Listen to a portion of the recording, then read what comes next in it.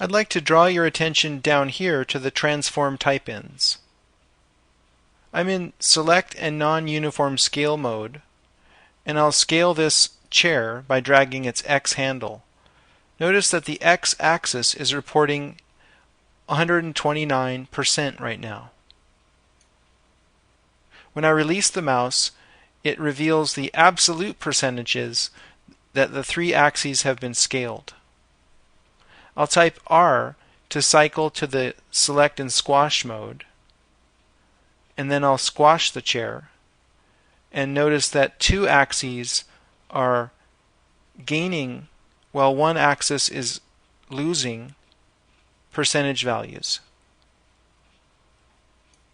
When I release the mouse, again, it reports the absolute percentages that the object's been scaled by.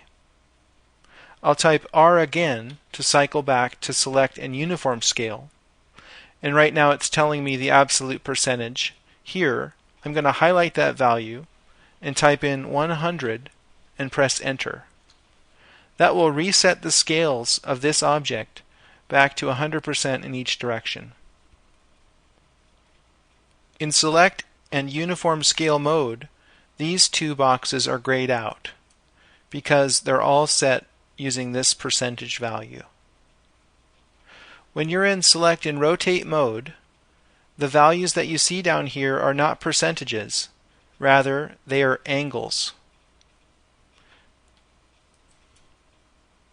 When you're in select and move mode, the values that you see down here are distance values.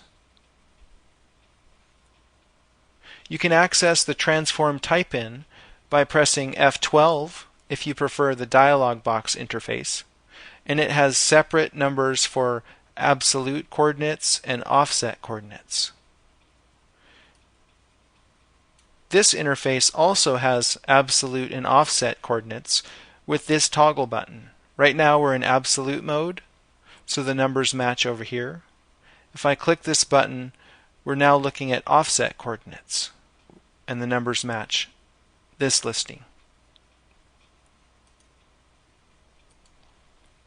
If you right-click, you can access the transforms right here, and each one of them has a dialog box that you can quickly open, and that's another way to get to the transform type-in. It says world right here because that's the coordinate system that we would be typing into, and that's set by the reference coordinate system and the viewport, and we'll get more into that later in the modeling module.